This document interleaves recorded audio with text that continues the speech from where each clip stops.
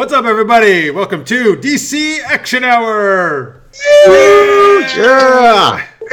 All right, Francis, are you doing your Matrix slow motion? Is that what you were doing there? Was. That's awesome. Bullet time, nice, very nice. All right, almost as good as Flashtime. And all right, welcome everybody. My name is Jeff. Thank you for this special DC Action Hour. This is the first. We used to do this weekly, but this is our first show back since we've done that. So we're excited. Because we've been loving the show so much, we just had to do what we had to talk about them. Mark and I were saying oh man, why aren't we doing shows? We talk about this stuff. So I am joined as always by Marx, my co-host. Yay. Hello, everybody. And yes, award-winning Marx. Oh, that's right. Thank you. Yes, Marx just won an award for a library film you did, right? Yeah, it was a library training video. But we did it with a twist. There's a Twilight Zone twist to it, so it's both entertaining and educating, and it deals with important issues too of being a bystander during some serious stuff. So, all right, very nice. Congrats. And yes, and Francis, our very often guest co-host, is here. Francis Fernandez from Points of Interest Podcast Network. Thanks for having me again. Of course. Lister's Mate says, actually, we got a bunch of people already in the chat before we even started. We got Carrie, Lister's Mate, Buzz. Thank you, guys, for watching. Appreciate it. Carrie says, yeah, the band's back together. That's right. Lister's Mate says, Jeff, do you have on a hoodie? Yes, I do. I have worn this before. I know normally I just have T-shirts on. But I should be wearing, you know what? I actually got a new Star Wars hoodie. I'm not wearing it, though. I'll have to wear that. Let me show my shirt. Oh, yeah, here's his Batman shirt. Batman. Yes, I can't say Catman, though, because that's a real character. Catman. That is a real character. Yeah. That has to be Batcat, I guess. Yeah. Lister's Mate says, I'm sure Marx's video was much better than the old training videos Wendy's used to have. Did you used to work for Wendy's? I don't know. Or is those commercials he means? I think they made those the old Wendy's training videos made the rounds because they did a rap during the early 90s. Oh, really? That sounds awesome. Yeah, a rap, how to make the burgers and how to do That's fun, man. See, I'd rather have a training video like that than an old boring one. Yeah. Next one I do is gonna have a rap in it. Yeah. Oh, yeah. Rapping librarian. That's it. The rapping librarian. Oh, there you go. Lister's Mate also says, "Woohoo! New logo, kind of. That actually is the same logo we've had. But I'm glad you noticed that we had it in the beginning there. That's good in our little intro. So thank you. All right." So, folks, we are going to do our super tweet question, which is a fun question. We like to kick things off. And just so you know, we usually talk about, we are going to talk about all 4 shows that are currently airing, which is Arrow, Flash, Black Lightning, and Legends. Supergirl is on hiatus until mid-April. And we did cover the last Supergirl on our last show. However, Marx and I, the Arrow and Flash are our 2 favorites. I think that's correct for you as well, Marx, right now? Yeah. Well, actually, I love Supergirl, but it's just not on right now. So we've been catching it. We're up to date on Flash and Arrow because those are the ones we're enjoying the most. But Francis is here because he is up to date on Black Lightning and Legend, so he will be filling us in on those. But we're going to focus more on Arrow and Flash because all of us are up to date on those. That's not the only reason he's here, because we really like him too. Here to fill in the blanks. So yeah. But all right, what's our super tweet?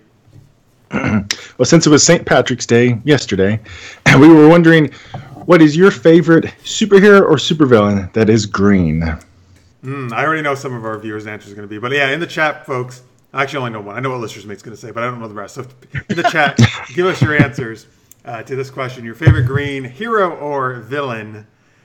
Francis, what's your choice?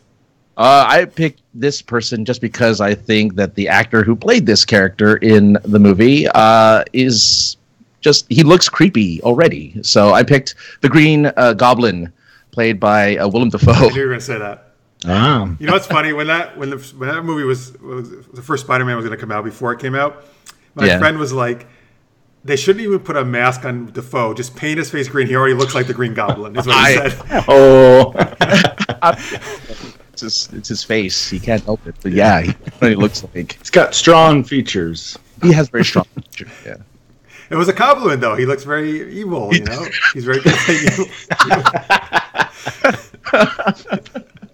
Who looks like a goblin? Oh, no. Yeah. Oh, okay. Right. Oh, Willem Dafoe, of course. Of course, yeah. Man. Oh, by the way, speaking of green heroes, El Rey Network, which is actually my favorite network on right now. They're this weekend. They're doing the Incredible Hulk marathon from the old TV series. And I was actually watching something. I watched it as a kid, but it was actually they did some good ass stuff on that show, man. Like that was a good show.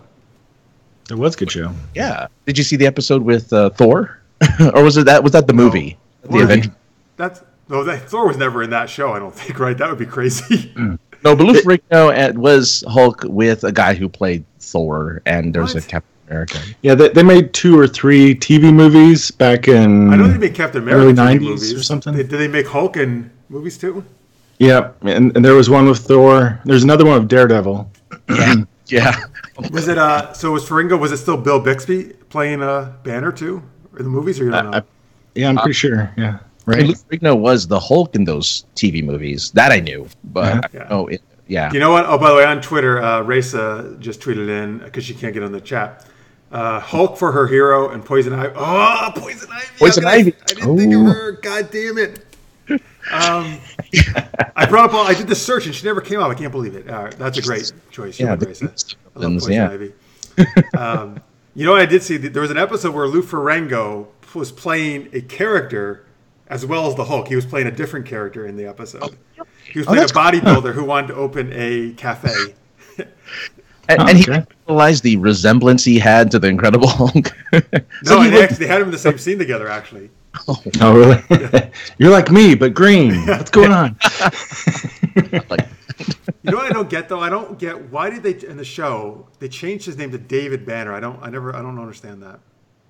Oh, there was a reason behind that. And I can't remember what it was, but they didn't think the name Bruce fit, I think, and they just didn't like the name Bruce. Yeah, I guess. They thought it was too Australian, I think, or something. Australian. So they did a Batman show. It would be David Wayne instead of Bruce Wayne. David Wayne, right? Yeah, it's always weird. Like they did that with Doctor Doom in the original Fantastic Four movies because he was really. Yeah, I said Victor Von Doom. It was Vincent Von Doom or something. Are you serious? He wasn't. Yeah. He wasn't Victor in the movies with the in the mid 2000s. You mean those or the? Yeah, it was Vincent. They thought Victor didn't sound. I thought like a name. Victor in those. Oh, that's surprising to me. Wow. Vincent Von Doom. That's not Lister's mate says She-Hulk. I knew that was going to be his answer. He also puts in Orion slave girls, who are not superheroes, but I know he's going to do that anyway because he always mentions them. They're still super. Yeah, exactly. Marx, what is your choice? For hero, I would make it Martian Manhunter, of course. The most underappreciated superhero in DC Universe. He needs his own series, in my opinion. He's never had some series ever? I mean... I don't think so. In the comic books, maybe? Oh, okay. Not on animated though, or live action. No, not anything else. We actually should just be glad that we got him so much in Supergirl. To be honest with you, it's true. Yeah, no, and he's good in that. They do a good job. They just have him get his ass kicked too often. Right? They do that all the time. It's like somehow you're the most powerful person around, pretty much, but you always get beat up. But the Justice League and animated series, I feel they did the best job with him. Yeah, he was awesome in those. Yeah, he was very good in that. I just think they could do more with him. They just never seem to know what to do with him. Do you want a whole show? Like, do you want the show mainly set on Mars or on Earth if he was in it, or both, or flashbacks? You want flashbacks like Arrow? There we go, flashbacks. First 5 years, flashbacks. Right. I was 5 years on the hell of the red planet of Mars. Oh, it's more than that. He should have been 5 years in the hellish planet. 500 years, I was on Mars. That's what it is. Every season's flashbacks are 100 years worth. There you go. Oh my God. We got it, guys. Listen, come on, DC and CW. Yeah. We got it for you. We got it all planned out. Every show can be like 5 years or 10 a decade or something. Great. Yeah, the Martian equivalent of the 70s was really trippy, I tell you. Right. They were doing that special colored rock, the dust, and they snorted it and stuff. Yeah. Oh yeah. And Martian Manhunter had like a big old green afro. It was great. All right. All right. So my choice. I'm going to choose the Teenage Mutant Ninja Turtles. Hell, they're superheroes, man. They're totally superheroes, and they're green. Which is your favorite of the four? Yeah, and I'm gonna go. See, I always have. I got two that I really love, and I have a hard time choosing between. I love Donatello and Michelangelo. Mm-hmm. Like Donatello was my original one when I was young, and then I kind of switched to Michelangelo. But now I don't know. I can't. I love them both. It's like choosing between your siblings. You can't exactly, man. Come on. Well, Mike's the funny one, and Donnie's the cool science tech guy. You know, he's the super smart one. Yeah. And they did team up with Batman at one point or another. So I guess they did. They did in the comics. Do you mean or? Yeah, it's some Elseworld comics. I mean, they teamed up with everybody. They teamed up with like the Ghostbusters for a little bit and like all sorts of weird. They did that for Image, I think, or IDW did it, where they just started combining all of these different worlds together. That's cool. Yeah. Just for Speaking of which. Yes. Next week, Supernatural is going to be sucked into a Scooby-Doo cartoon. That's pretty cool. Are you kidding me? Are you serious? No. They run out of. Is it actually going to be animated? Oh yeah, it's actual Scooby-Doo. Yeah. It's going to be the Scooby-Doo characters. Yep. So they made a deal with because Warner Brothers owns all that stuff. Actually, they own Supernatural too, right? Warner Brothers. It's a yeah, I think so. Yeah. So I think that was pretty cool. Scooby-Doo is my favorite cartoon ever. Oh, I might actually have to watch that one. I've never watched any Supernatural. I may have to watch that one episode. I wonder who's going to be the voices then for. Oh, it's got to be the people. Well, Scooby-Doo still make that. They've always been making that. Oh, okay. I didn't know they were still making. There's been new crappy series, but they also keep making the new. No, the recent ones are garbage. But they make like movies every year, a couple years usually, and that's you actually. So Frank Welker has done the voice of Fred from the very beginning in the 1969 to the present. And no one else has ever done Fred.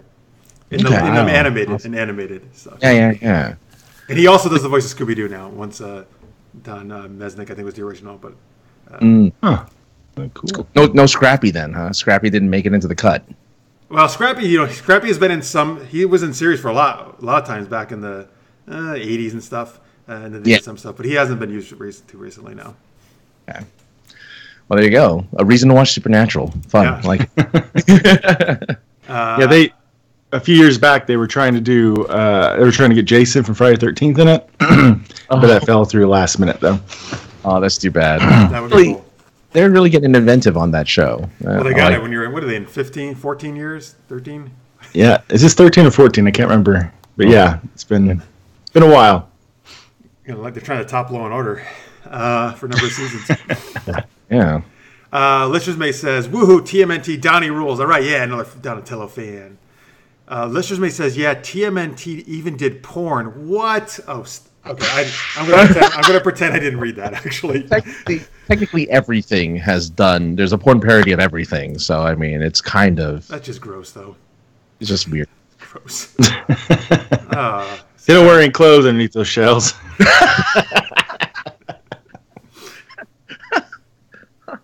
I don't even want to know. Yeah. Ooh. All right, moving on. Right, moving on. Yes. Let's move on. All right. Maybe the green would take us here. All right. You keep sharing your thoughts in the chat there, folks, or tweet us at Super Geeked Up. And please, by the way, here's some links for you. You can go to supergeekedup.com and please subscribe to us here on our YouTube channel, which is Super Geeked Up, and follow us on Twitter, all that good stuff.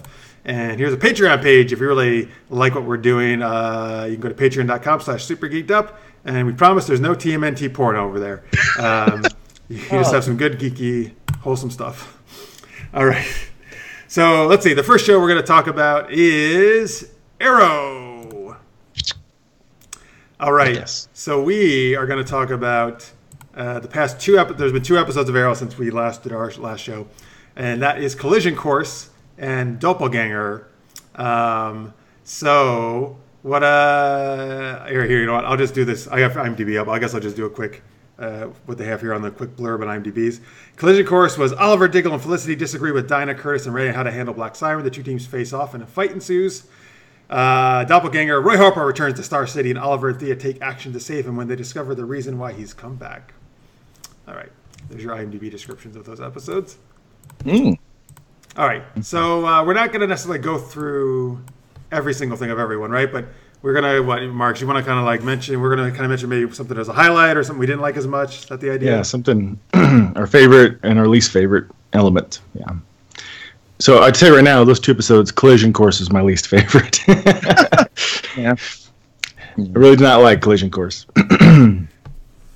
So, do you just want me to say why? Yes, please do. Okay.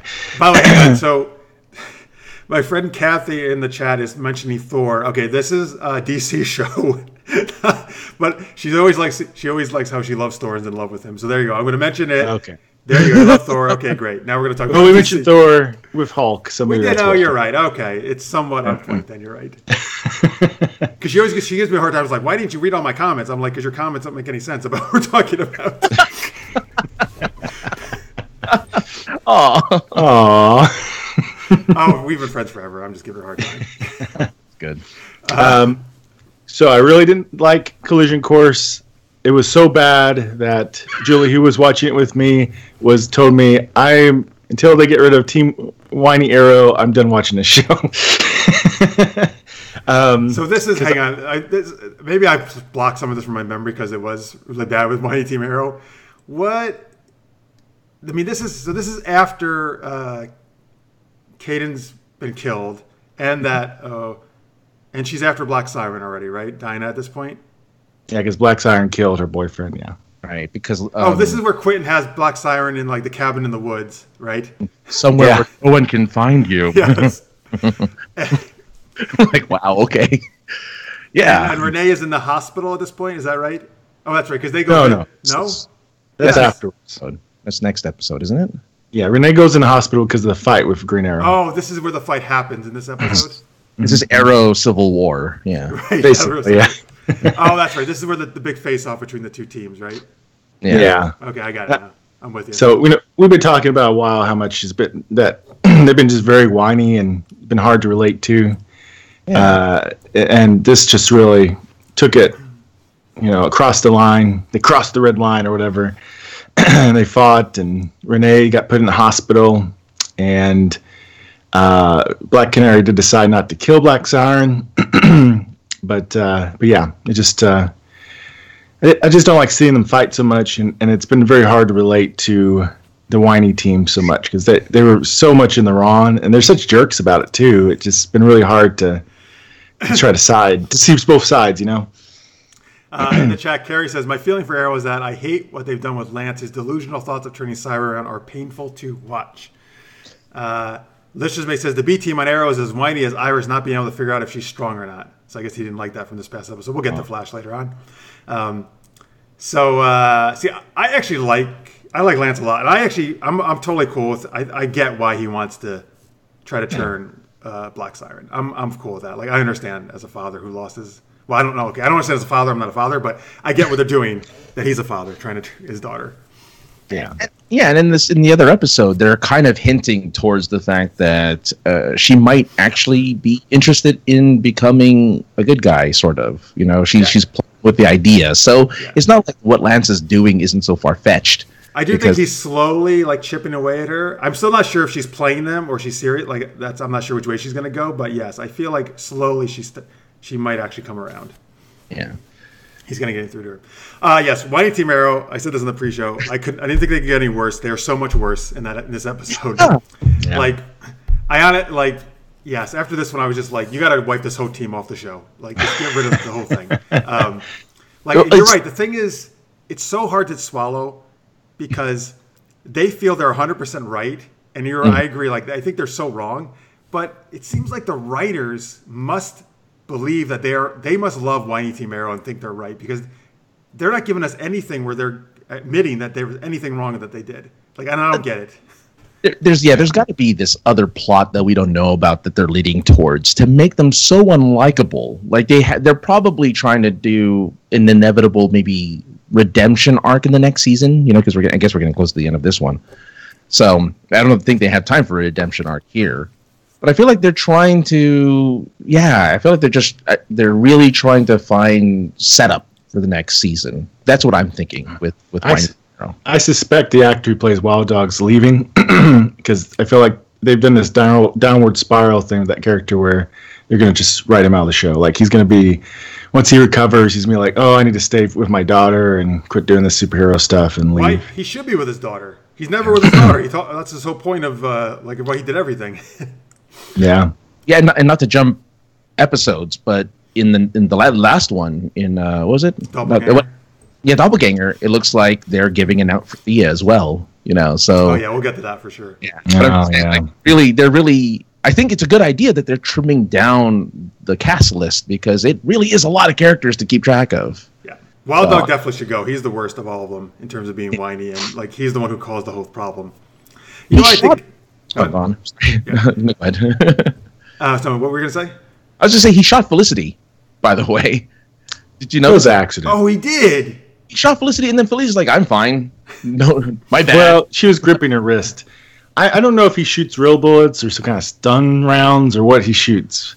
I'm confused about that sometimes. Yeah, he shot Felicity, and he blamed her for getting in the way of his bullets. Right. So it's okay for him to shoot Felicity, but it's not okay for Oliver to punch him when he's trying to attack him. And then Oliver is a terrible person for like trying to kill him. Basically, they blame him for, like, dude, it was a normal fight like you always get into every day of your life, and you're like, Oliver's this terrible person, like.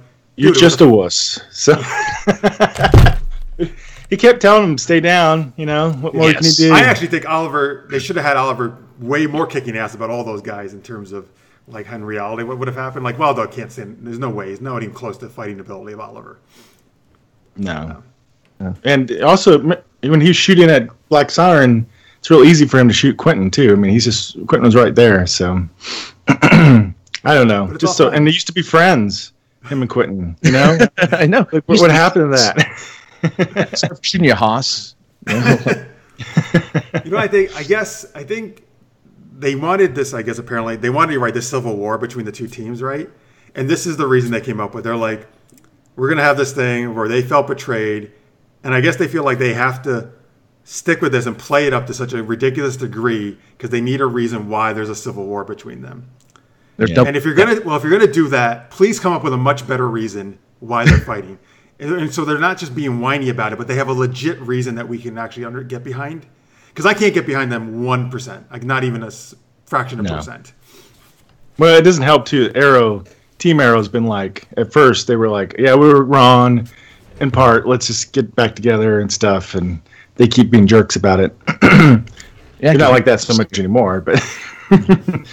We can't trust you. You guys betrayed us that one time, and therefore we can never trust you again, despite the fact that we kept screwing up your missions and getting stuff done. Well, that's right? When you think about it, the city was unsaved twice because of Team Whiny Arrow getting in the way. Exactly. Yeah. Right. They've accomplished nothing except more problems and stuff. But in their delusional minds, it's all the other people's fault, and they've been amazing. Yeah. So that makes it really hard to relate to them, which is unfortunate because I like Black Canary quite a bit, or at least I did.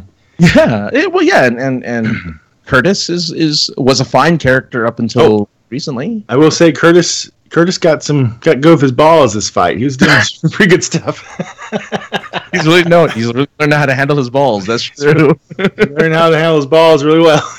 I wish that was a line during the fight, like Felicity made some crack about that or something. Oh, they just yell at her for making any type of comment in their direction, I know, yeah, seriously. You're not wanted here where Renee is in the hospital dying. Leave us alone. I know, that was terrible. Like, I just wish she punched him in the face. Yeah. I wish Felicity said, "You shot me." I know, seriously. I'm sorry, Renee shot me. I'm okay to be here. Thank you very much. Nobody's asking if she's okay. No. Who cares?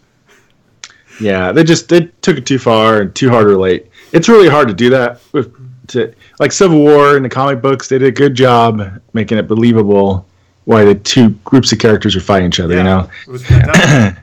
And they did a pretty good job in the movie too. It was a different way, but it wasn't too bad. But this was not believable and it was hard to relate because the best way is to where you can see both people's sides, and I can't see Whiny Team's side. And is Curtis the leader of Whiny Team Arrow? Is he? He's a terrible leader. I don't think there's any leader. I think it's by committee more or less, right? Because they're trying not to get into what happened with the other one, I guess. Yeah, I guess so. I don't know. It never works. No, it doesn't. It's like trying to have everybody direct a film. I would say, though, in this scene, once again, I think they did some cool... All the fight stuff, I think, is really cool this season, though. The way they're doing the fights and the way they're shooting it and stuff. And a lot of moving camera-like stuff. And they've got some big improvements in that this season. Yeah, definitely. Yeah, they're bringing their A game. So now one thing that was good about the next episode, Doppelganger, the most recent one from last week, is that Whiny Team Arrow didn't really exist except for Dinah mainly. And Dinah was much more palatable, this one, I thought, because she actually started to kind of be like, okay, yes, I'm going to go along with what we got to do for the best of the city. You know, and she didn't have the other whiners along with her. To egg her on, yeah. So, like, I could actually, Dinah was okay for me this episode. Like, I didn't feel, probably because, again, there was only one of the whiners instead of all three. Yeah, she was bearable in this one, and hopefully that's going to be a good sign of something. I don't know, of her improving. Perhaps we'll see. And of course, one of the best things in this particular episode is, Richard Dragon is finally showing that he knows all of the martial arts. He's got all the martial arts. All the martial arts. They're finally showing him doing something instead of shooting guns. He's like actually fighting people. Because that was his whole thing. He had to pretend he didn't know he wasn't who he was. You know, he had to pretend he was an incompetent, like, kind of henchman, or somewhat competent henchman. So they're showing him be badass like he's supposed to be. We had some more Anatoly. Anatoly got whooped up a little. You like that, yeah. I love this episode for a couple reasons, but let me share in the chat here. Carrie, listener me says, I think Curtis is leader of Team Whiny, but it seems like it's by default. I can see that, yeah. Yeah, I can see that, yeah. Carrie says, am I the only one who finds it strange that Ollie went to extend Black Siren an olive branch, even though she's a killer, but he won't trust Dinah? I'm not with New Team Arrow, but that action by Ollie is strange. Yeah, I think it's the whole because she looks like, Yeah, I mean, he didn't want to trust her at all at first. I guess because she kind of helped him out one time, right? Then he decided, well, maybe I'll try to give her an olive branch. And he might be doing it for Lance, who is helping on making sure that, I actually think that's the only reason he went along in the first place with the plan, because he didn't want it, but, like, because of Lance. Yeah. It meant a lot to him. Yeah. Mm-hmm. Yeah, I actually thought Black Siren was lying at first, and she didn't even have the money, but she did. So, because I thought that would have been clever, like she just lies because she thought that would save her life, at that moment. But I guess she did have the money, and it got stolen from her. So, right, yeah. we don't know yet who has the money, right? Because there's no. Well, no, doesn't Dragon have the money? No. Yeah, he has the money. Oh, he does. He's got all the money and all the martial arts, all the money. Man. He's got everything. All right, so two things I love about this episode. My favorite thing is that Theo finally got back in the costume and she was kicking ass. Thank God. Yes. Yeah. And even though she's talked about being rusty, like, she was good, man. She was like, particularly that she even like held her own a little bit against Dragon, who's supposed to be like an amazing, martial artist. That was cool. That was awesome. And I was really happy to see Roy back. Yeah. That was cool. I was too. It was cool to see him back.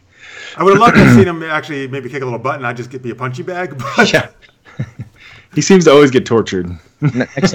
Well, he's the scapegoat, so I guess, like, it was bound to happen. That sucks, though. Yeah, you need to give him more action scenes. You need to give him more something to do, but maybe in the next episode. We'll see. When he leaves Star City with Thea. Yeah, so I guess maybe Thea's going to leave the show. Oh, yeah. They've totally set it up where she's going to go off with him and be with him. Now, see, I love Thea, but I'm okay with this because I don't feel they had no idea what to do with her the past two seasons. So at least let her go out in a nice way where she's with the person she loves, and... Yeah, it's a good ending for her character if they're not going to do anything else with her. And she can always come back as a guest star every so often. Yeah. Although with that said, it seems like at the end, it looks like the League of Assassins might be after her. So. Oh, right. Who is that? That is the description. Because Nis is back in the next episode. I see on IMDb here. Well, who was that? Was that just a random League member? I think so. Yeah, I know at first it was like, who is it? Because whenever somebody unmasks and stuff, you think, da-da-da. It's like, no, a new character, henchman person. Oh well, it's all right, I guess. But yeah, look, if they had just gotten rid of Whiny Team Arrow, Thea would have perfectly fit in as a teammate. They didn't really necessarily have to let her go if they got rid of Whiny Team Arrow, but Yeah, see, I so wish they just had Thea on the team all this time and not. Yeah, you're right. Because I love Thea. She's great. I mean, she proved it in this episode. And here's the thing. In this episode, there was like when Oliver yanks her out of the thing when she's going to save Roy, which is great, by the way. Like, it's so she was. It looked pretty cool too. Yeah. Yeah, it did. But the fact that they had that big conflict, like she was really pissed at him. But the thing is, I understood why. Like, she had a reason to be pissed at Ollie. But I also understood why he did what he did, right? Like, I understand both their motivations. Mm-hmm. And they still were and they were mad at each other, but they were still working it out, right? Like, that was like kind of an adult thing that made sense. Not this stupid shit that's going on with Whiny Team Arrow. That's just so juvenile, it feels like, Yeah. Yeah. Like, if that's the thing, that's the kind of conflict I want to see, and where you get with Thea instead of these other characters. Yeah. I agree. Well, the Wild Dog was pretty hard to bear when he first started. And then they did a great job building him up and making him a better character. And then they've made him worse than he ever was before. Yeah. It's like roller coaster ride with Renee. Just like hate, love, hate again. Just can't seem to please the fans, but that's all right. In the chat, listeners made it said, Dragon doesn't have all the computer skills, though. That's true. About all the martial arts and all the... No, I wouldn't be surprised if there's a twist where the one Helix woman who helped him out, that she might be working for Dragon. Yeah, maybe. Because that would give him the skills, right, to do that. He can hire somebody to have the skills. I look here on your resume. It says you have all the hacking skills. You're hired. All the hacking. Come join my crew. Wait, does he have a name of his crew, by the way? Does he have like the hand or the foot or whatever? Like, is he the thumb? The thumb. Yeah. It's the most important digit. Yeah. In the chat, Carrie says we shouldn't expect to see Roy in action since Colton Haynes has got to be rusty since he's not been arrow training since he left the show. I don't know. Yeah, I don't know. Well, they could always get a stuntman if he is. I hope he gets to do a little bit of action at least.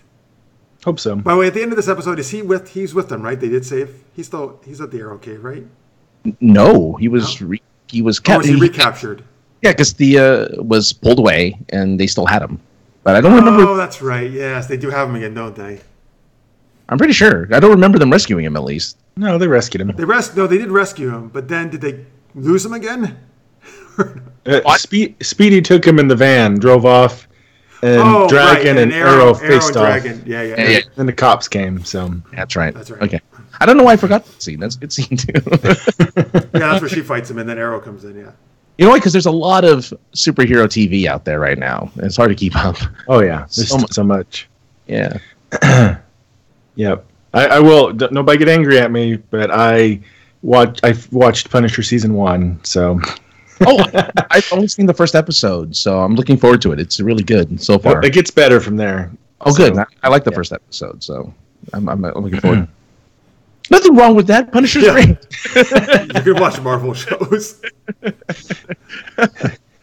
Next thing you're going to tell me you're going to watch Jessica Jones Season 2. Oh. How dare you? No.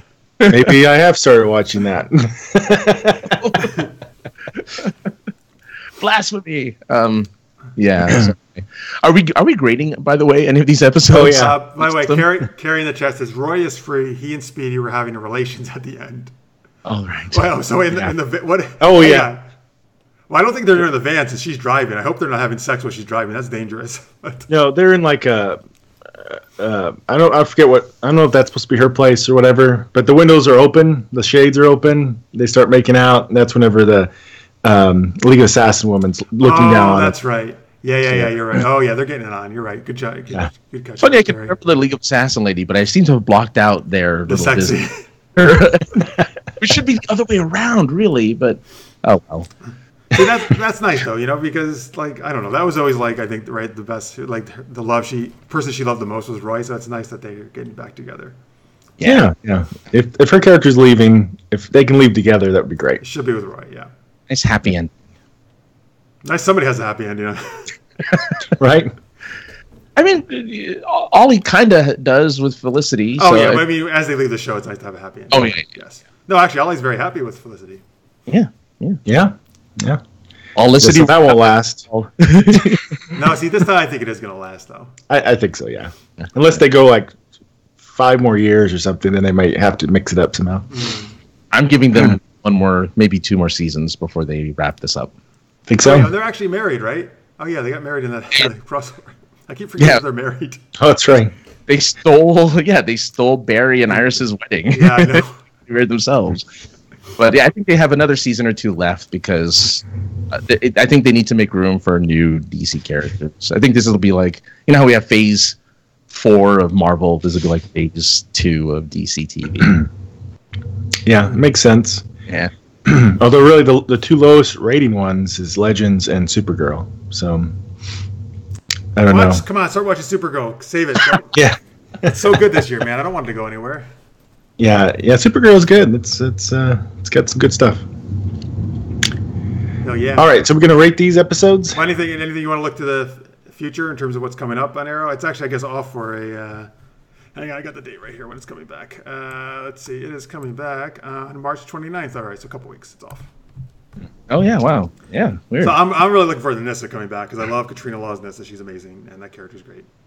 I always like the League of Assassin stuff. That's usually fun. I wouldn't be surprised if Eric Dragon is an ex League of Assassins. Like Eric? maybe he's Who's Eric Dragon? or Dragon. Sorry, Is that his brother? Is there another not Eric Dragon. Richard Dragon? Yeah, that guy. Yeah, I think everyone's a league. Anyone who knows any type of martial arts usually is a former league. Because the league has the monopoly on all the martial arts. That's why. Apparently, They do. they do. Yeah. So we got to go if we're gonna learn it all. That's why they're pissed at Oliver because he learned without going to the league. Exactly. That would explain why he's so focused in on him, and why he's got all these plans and knows so much and stuff. You know, maybe he's connected to what's her name, the sister, Nyssa or Thea? the sister. Oh, Nissa's sister. Talia? Yeah, maybe connected to her, perhaps. I don't know. We'll see. I wish Talia would come back, man. That'd be amazing. I would really like to see them do the Longbow Hunters arc, and he put together a team and stuff. I think that'd be great. And they kill Renee. No, I'm just kidding. Already dead. Renee is only because that'd be sad for his daughter. I don't want that to happen, but because the daughter is actually really a cute kid and very nice. Yeah, what should happen is, Renee can't shoot guns anymore because of the injury, and therefore he has a diggle. He has a diggle drug problem. And, is that what we're calling it now? A diggle? And he can't use his hands anymore. Yeah. Oh, I got a diggle. So we're calling it. I got the diggles. That's what you call it. I got the diggles. Oh man. Carrie in the chat says, I'm really interested to see what Nyssa's done with the league, and we need more Anatoly screen time. Well, Marx will agree with that. Yes. So actually. Definitely. David Nichols great as Anatoly. Hey, here's a question. So the next episode with the league is called the Thanatos Guild. Do you know what that is? That any reference to comic stuff? You guys know? Isn't that the guy from Gargoyles? Not Thanos, but Thanatos. The guy from who? Gargoyles? Wasn't that the guy that? Is it a villain in Gargoyles, the animated show? It's the guy who resurrected the Gargoyles. But he's the evil guy, right? Was he the evil millionaire kind of dude? Is that what you're talking about, or no? Yeah. I think that's his name. I love that show, man. That was so good. That show. That was a good show. Yeah. Yeah. I don't know. Isn't Thanatos? Isn't that like? I feel like that word is connected to death somehow. I can't remember if that's Latin or something, or what that is. In the chat, if it's Latin, I should know that because I took Latin. But Lister's Mate says, I'll be down in the bathroom a bit. I've got to diggle. Oh, boy. All right. That's not making you mean that. I'll stick with my meaning for it. God, it's terrible. I think he preferred means the shakes rather than the shits. Yeah. Right. Yeah, Marx, faster on your looking up. Oh, well, one term in psychoanalysis is Thanatos is the unconscious urge to die. That's one word for it. Greek mythology, Was the personification of death. So that's I guess a Greek god of death. Oh, all right. Well, there you go. Well, with the League of Assassins, I guess that would fit, right? That kind of deal. What's it called? Thanatos what? Thanatos Guild. Guild, okay. All right. So, well, I don't know. Since we did, are we going to rate each episode, or are we rating overall? What are we doing? Because it's a little different than we usually do on this show. What do you guys think? One's good, one is bad. Yeah, each episode. Okay, all right. Because you have very different ratings. Yeah. All right, so let's start with, again, we do this on a 4-star type system, folks, but with Arrow, we do boxing glove arrows. So the top rating is 4 boxing glove arrows, which I don't think this first episode is going to get from anybody. Collision Course, which is the Civil War-esque episode. Francis, what do you give it? I give it, 2. That's, a generous 2 boxing glove arrows for its, at least the fight scenes were good. I'll give them that. I think I liked it a little more than you guys did. I'll probably give it a 2.75. Wow. All right. Wow. That's pretty good. I like how the 2.75 all of a sudden became a high rating. Super high rating. For that episode, I think, yeah. Yeah. I give it a 2 also. It bugged me a lot, unfortunately. This was the episode where I was thinking, I'm thinking of quitting Arrow. I think I'm just going to stop watching. If Whiny Team Arrow continues to have some spotlight on the show, I don't know if I can watch it anymore. Yes, I was ready to give up. I'm with you that Whiny Team Arrow was super annoying, but I guess I found that I still was like the drama was like still made me watch it. I was like, I don't know, like it's still keeping my attention. I was like, I need to find out what's happening. So I guess that's why it worked a little better. But yes, they were probably, this is probably their worst episode ever for Whiny Team Arrow. Yeah. The only thing I liked was the little juggling balls moment of Curtis where he's blocking arrows and stuff. And that was cool. About it. That was cool. Yeah. Yes. I might have to retrograde my thing later, but we'll see. Carrie says Collision Course 1.5, Doppelganger 3. All right, so let's go on to Doppelganger, which is the Roy Thea episode. Marx, what do you give it? I give it either a 3 or 3. Yeah. 3? Francis? I'm going to give it a 3.5. I liked it a lot. It's the reason why I said, okay, I guess I'll keep watching. Yeah, they saved you, right? I would give it a 3.75. I thought this was great. And again, Thea in costume is that's probably a 3 alone just there. And then I'll give it another 0.75 for Roy being it. That's right. I may get 3.25 now. You're convincing me. All right. Spectrum right there. I like it. Yeah. All right. Very good. Hey, did you find anything else on the Thanatos Guild? This is not going to be it, but I found it interesting. In DC, there's a character called Thanatos that's a dark reflection of Aquaman. It's like from another dimension. It's a different version of Aquaman? Yeah, like from another dimension. He would, be trapped in nether space, only coming after luring victims to his mirror and stealing their identities. Regular citizens of Earth would be immobilized by him while they commit crimes in their identity, and when prompted for any sort of response, they would say the zombified citizens would repeat, "I am dead, Thanatos killed me," over and over again. Oh, that's creepy, right? I like it, though. Man, that's awesome. So probably completely unrelated, but that was a version of Aquaman, you're saying? Yeah, like an evil version of Aquaman. From a different Earth or something? Yeah, dimension, yeah. So actually, I'm sorry, I forgot to check Twitter, because Ray says in Twitter rather than the chat now. She actually is telling us the real reasons here. First off, earlier she said way over, not Team Arrow, being Whiny Team Arrow. Mm-hmm. She says, by the way, Gargoyles, it was Xanatos, not Thanatos. Oh, Xanatos, yeah. Oh. Okay, all right, I was wrong. And then Racist says, Thanatos Guild is the other lady Splinter faction introduced next week. So I guess that woman we saw at the end, she's going to have a Splinter League group, according to Raisa. Mm-hmm. Okay. And actually, Raisa's super up on all this stuff, so I'm sure that's 100% correct. I'm sure. It makes sense. If they disbanded it, I'm sure there's a bunch of Splinter groups. So maybe it's their after Thea or something. So Nissa and then has to fight against her or something. I don't know. Or maybe they want Thea to help her. Well, they're apparently out to get Thea, so we'll see what happens. There you go. Thea and Roy can go head one of the League of Assassin groups, and they can live happily ever after. Yeah, they go live on an island. Aruba. They go to Aruba and head up the guild there. They run into Mick. Yeah. Sure. Why not? Carrie says, I'll give the tease for the next episode a 3.5. Oh, so he likes the League tease, the League of Assassins. I didn't see the tease. Well, no, I think he means the end where we saw the League lady. Oh, okay. Gotcha. I think, unless he means the actual, I don't know. Yeah, the actual, the ad. They have a TV spot yet for that or not, I'm not sure. All right, that's Arrow, folks.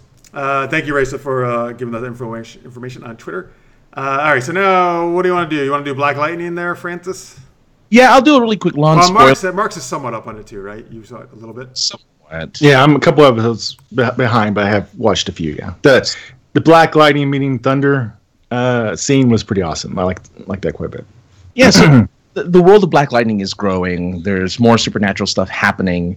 But I guess without giving too much spoilers, I know you're watching it, Mark, so I'm just going to say this, is that they're really opening up the world and explaining a lot of what's going on in the world of Black Lightning. It's explaining the existence of metahumans, and it's giving a backstory to Gambi as well as a couple other characters. So we're really kind of getting, we're really fleshing out the world really well. I'm actually really liking how Black Lightning is shaping up, and it's still kind of touching on sort of what's going on in the world type of issues and whatever, and it's really tackling it in a way that's not preachy and not it's handling kind of real world issues fairly well on the show. So yeah, we now know that one of the daughters has powers. We know that eventually the other one will, right? Because that's in the comic, I guess. The other one will be Lightning, despite the fact that her dad's called Black Lightning. So I mean, not confusing at all. No. It's like Batman has a daughter, and he's like, "I'm Bat." Right. So it's not, but it's getting really good. The action is great, and the mysteries continue to pile up. And I think it's just a short season. I don't think it's a full 20-some episode, right? It's only like 13 or whatever. I think so, yeah. So check it out now. We're halfway through the season. So I'm really liking it. And I don't want to give any spoilers away. For Legends, I'm more than happy to give away the spoilers. But for Black Lightning, since you're watching it, I'm not going to give away anything other than that. But yeah, this last episode, all of the revelations happened in this last episode. Catch up, because this last one, which weirdly enough, it's called the Book of Revelations. That's the name of the episode, so it kind of makes sense. So check it out. It's actually it's really good. Cool. I give it 4 washing machines out of 4 so far. It's really, really good. Oh wow, awesome. They like doing book of a lot for their episode titles, don't they? Yeah, I don't know if that's the thing that they did in the comic or not as titles of their individual issues, but yeah, the Book of is how more or less every episode is called. Yeah. It's not every single one, but most of them. Yeah, or they'll have like a title and then the Book of, like the one before it was Equinox, the Book of Fate. So they do seem to like their Book of something.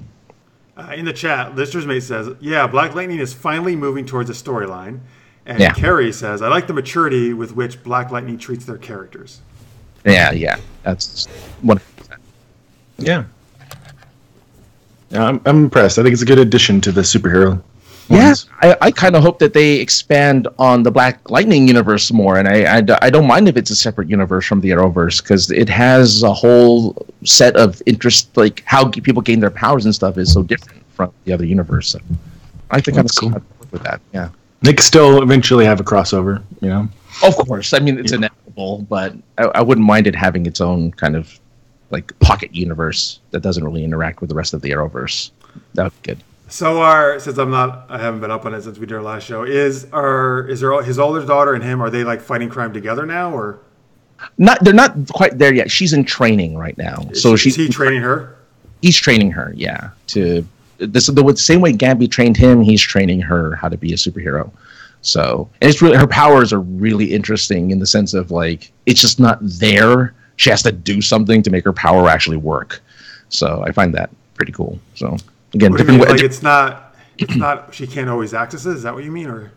Well, weirdly enough, it's when she. Okay, it sounds kind of lame, but it's how they explain it. She has to inhale. So when in her inhale and she's holding her breath, her power is activated. The moment she exhales, her power is no longer there. It's really weird. Oh, that's the whole thing then with the breathing back with the washing machine stuff. Yeah. Exactly. Yeah. She only she's holding her breath for some reason. So, like, if she breathes in and is ready, she's bulletproof. But if you catch her unguarded, she's not bulletproof, right? Yeah, and actually bring that up. Like, you have to be. That's why you have to always be ready. So, and stuff like you have to hold your breath for a really long time. Yeah, exactly. You can't hold your breath forever. So on the exhale, she releases the power. Yeah, when she exhales, her power. Well, that's interesting because I'm not sure. Obviously, you know this, Marx, but when I was in martial arts, they always tell you you exhale on the strike and stuff. That's where you get part of your power from. It's kias and stuff. Exactly. Like that. That's right. That's why you do the kias. Why people yell at karate to exhale, because if you hold your breath, you have way less power when you're doing something. Yep. And you eventually pass out. Right, that's really what I say, because then you just pass out and you won't win the fight. In the chat, Lister's Mate says, I noticed there are a lot of parallels to biblical stuff and Black Lightning. Yes. Interesting. That's good. Good but again, show. it's not the way that hits you over the head with it. It's very subtle, and it's just and it really works well in that universe. So, yeah. And Tobias Whale is still there. So I don't know how much you love Tobias Whale. Oh, I did watch far enough that Cyanide actually spoke. That woman did. She did. Is that her name? Cyanide? I think so. It is. It is. So I was really. Was it like one line or a sentence, a paragraph? She had regular conversation. Like, she spoke full on conversation with Tobias. So how is she when she speaks? How is the character now that she's speaking? Just it's an American accent. I thought it'd be at least if it was like. I mean, is she cool? Is she kind of lame or? Lame, because it's just like, yes sir, I'll do whatever you say, or blah blah blah. Like, it's just wait. They waited like 5 episodes or more to have her just say normal shit like that. Yes sir. Yeah, it wasn't anything profound. Why couldn't she have said that earlier? Like, no, seriously, if you're gonna have someone not speak, there should be a for that long. And maybe they had to pay the actress more if she spoke. Well, actually, that actually is true. There's a different rate in terms of when, as you know, a filmmaker, right? When you speak and you don't, in terms of what you're. We don't know if the show's going to last, so don't say anything for the first 4 episodes. And then Carrie says she spoke twice. 4 exclamation points he put on there. He was excited. Yeah, it was just normal stuff. Like, okay, yes, I'll do whatever you say or whatever. It's like, it was dumb. No one's whatever. See, if you're gonna do that though, like, because there can be a mystery in like someone not speaking, they can be very like, oh, what's up with this character, you know? Mm-hmm. But then when they speak, it's gotta be really profound. I feel if like you hold off for that long, right? Mm-hmm. It would be funny if she had like some Yoda-esque. really weird squeaky voice. Yes, sir. Sure thing, Tobias. I'm on my way. Like, all right. Or she was like, I don't know, it's like super deep voice or something. Yeah. Like Darth Vader. Sir, Mr. Whale. Yes, sir. So is Whale? I mean, I know some people, I guess, like him, but I can't stand him. Is Whale any better, or is he still? He still doesn't have a lot of screen time, but he's not any better. You're still not going to like him. They really haven't expanded on his character. I mean, again, what I find interesting is that he's not the boss. He's got other bosses. You know, so there's a lot. Well, Lady Eve is kind of his boss, right? But she has bosses too. Yeah, but she has bosses too, and yeah, she is his boss. I want to say, yeah. He definitely has super strength, because I know we figured he probably did, but they make it a lot more pronounced later that he's obviously doing super strength stuff. Yeah, and he's Is he still shooting people with harpoon guns? Just that one time. Yeah, okay. Like, his name is Whale. He should keep doing whaling stuff. You know, he should continue. Is that why they did it though? You think the playoff of Whale? I think so. In the comic books, he would do that to people sometimes too. But was it because his name was Whale? Was that what they were trying to do, or they just happened to name him Whale? Did they have a whole theme of whale stuff, like on the comic book, like with Mariners type stuff? I think a touch, yeah. Maybe not like as much as Aquaman or anything. A captain's hat on, and he had all this nautical stuff. No. Not that far. See, then I started to like him a bit more. Actually, he'd have a thing at least, you know. His favorite book is Moby Dick. That's why his name is Tobias Whale. Right. Black Lightning is my Moby Dick. I will get him. Oh man, it kind of is actually. That's kind of the premise for him as a villain. That's true. Yeah, he can't. Yeah, right. That's actually kind of true because Black Lightning was in the past, right? And Moby Dick in the past was what the hell is the captain? Ahab, right? Yeah, that's the captain. Ahab, yeah. Interesting. I wonder if the creators was trying to do a thing like that with Moby Dick. So watch it. Despite Tobias Whale, surprisingly, is not as much in it as you think. It does sound Jefferson and his family mostly. So I recommend watching that for sure. Carrie says in the chat, no spoilers, but the villains are becoming much more spirited. Yeah. Oh yeah. So they're going to like pep rallies and stuff? That's good. Yeah, a lot of cheerleading and a lot of That'd be great. Sis Boomba type That's stuff. what cyanide is really. She does cheerleading on the side when she's not with Whale. But she does it silently. Yeah, exactly. So wait, cyanide is like a poison, right? Yes, Does she ever used poison? Like, why is she using that? No, she just shoots people, but then she shoots the wrong person she's shooting at. You're really deconstructing cyanide. I really have. Well, here's the thing, because I've actually been very interested in this character. Like, why is she there? Why? Like, I thought it was going to turn out to be something really cool, and I'm kind of let down that it's not. As a matter of fact, I haven't really seen her in action since that one sniper scene. Like, she hasn't really done anything cool since. Because she's been training on her sharpshooting because she missed the target. She missed the target, right? Yeah, no, that's true. I saw a little bit of a trailer, or a little bit of a preview of an episode. I guess maybe it's next week's, where she was fighting and stuff. So, oh, there you go. Yeah, she hasn't fought since, so she'll be fine. At least she'll be fine. So, did you guys ever see the movie Desperado, which is the Robert Rodriguez? It's the sequel to El Mariachi. So that's actually my favorite film by him. I think I love that film. There's a woman in that who's she's like one of the villain's henchmen that she never speaks. But she's so badass in that movie, man. Like, she just kicks ass. And that's what I don't know. There's something about like just her gravitas and the way she handles herself. Like, even though she never says anything, like, that character's awesome. Like, that's what I was hoping for, I think, with Cyanide. John Wick 2 also has a female mute villain character who's. Is she actually mute? Is the character actually mute? Yeah, she doesn't say a single word. Is the character supposed to be a mute and that she can't speak, or she just chooses not to speak? Assuming that the characters, they don't say out loud that she's mute, but she never speaks. Even when she's prompted to speak, she does hand gestures for the rest, like for her crew to get John Wick. So she never, even when she's given an opportunity to speak, she never speaks. Even though the actress speaks, but the character never spoke in the movie. Interesting. Yeah, I haven't seen this sequel. It's good. It's really good. Cool. Anyway, Legends, I guess. Well, wait, do you want to give any? Oh, you said your rating as a whole is like 4.0, right? As a whole, yeah. Up until now, like it's just gotten better. It's just gotten better and better and better. And I think this last episode is the reason why I'm giving it a 4, because it moves in a really great pace. I think all these seasons should be 13 episodes long, because the pacing of this particular season is moving pretty well. To the point where I'm like, great, things are happening every episode. There's no filler episodes. There's no, there's no Scooby-Doo episode. Maybe there needs to be. Yeah, I don't know. I wish there would be a Scooby-Doo episode in like Flash or somebody. Or when they hit season 10, they'll have a Scooby-Doo episode. They need an episode where a crossover episode where a bunch of the CW characters get sucked into a cartoon of the old Justice League Super Friends and they have to team up with them. That would be amazing. Oh my god! Like in the current shows, DC shows. Yeah, that's brilliant. That's brilliant. I don't know if the audience would get it. I don't know. Not younger people, but people like us would get it. It would still be. They can look it up.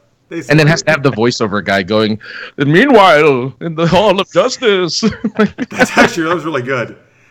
That was good. Oh, thanks. I gotta have you record like an intro to our show doing something like that. Anytime, man, anytime. But then right, they say that, and then they have to do the 3 stars. Yeah, exactly. That was actually one of my favorite things, though. Right, every time he would say that, or in the Legion of Doom or whatever, he would say, "Meanwhile." Yeah. So you need that. In the chat, Carrie says Ruby Rose is fantastic in that role. Is that the actress from John Wick 2? Yes, yeah, that's the actress. Yeah, awesome. Yeah, she's kick-ass. Very cool. Awesome. All right. So yes, going over to Legends of Tomorrow. Legends of Tomorrow is great. It is so dumb. It is the dumbest show, but it's so much fun. They have embraced it so much, but they have Wally West now on the team. So, awesome. Yeah. So Rip finally recruited Wally, who was out in, I don't know, some generic Asian country, I guess, trying to find... Okay, sorry, hang on 1 second. Sorry. Rip, I'm trying to remember when I last watched. Was Rip on the team then? So Rip was captured by the Time Bureau. Did he get out of time jail?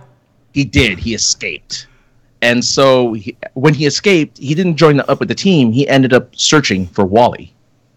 So So you don't really see Rip for a couple episodes until you see him finally meeting up with Wally and recruiting him to come with him with the Legends. Because he was like, let me look for another character where the people don't know what to do with him on their show. And when Wally becomes part of the team, he has this transition period, and it's really fun to watch him. So Rip brings Wally to the Legends, but Rip doesn't stick around, or he does? Rip does for an episode, and then, He's like, peace, I'm out. So there's a lot of things that happen because Mollis is gaining power, Dark is gaining power, and his daughter, what's her name? Dark's daughter? Yeah, Dark's daughter. Nora. Nora. Yeah. So Nora has one of the totems and is also gaining strength. Because people were saying they thought she was dead, and I was pretty sure she wasn't, so she's alive. She's alive. Yeah. Yeah, and she has, and Mollis is a part of her, like actually a part of her now. Interesting. Yeah. So is she acting differently? Not yet. I think the teaser for maybe the last episode, the episode before, was Mollis embodying Nora's body and talking to Damien as Mollis. Yeah, and he's a demon. Yeah, they're getting supernatural now. The last episode had Elvis Presley and a magic guitar. Oh, really? Wow. Yeah, the guitar had a totem attached to it, which raised the dead. It's the death totem. So Elvis Presley can raise the dead. His guitar can raise the dead, right? And so his guitar raising the dead was what causes the anachronism for the Legends to go. Now you're reminding me why I stopped watching the show. Oh, good. No, it's so good. Were there zombies in an episode? No, they were ghosts. They weren't zombies. They were ghosts. I almost want to watch for Wally.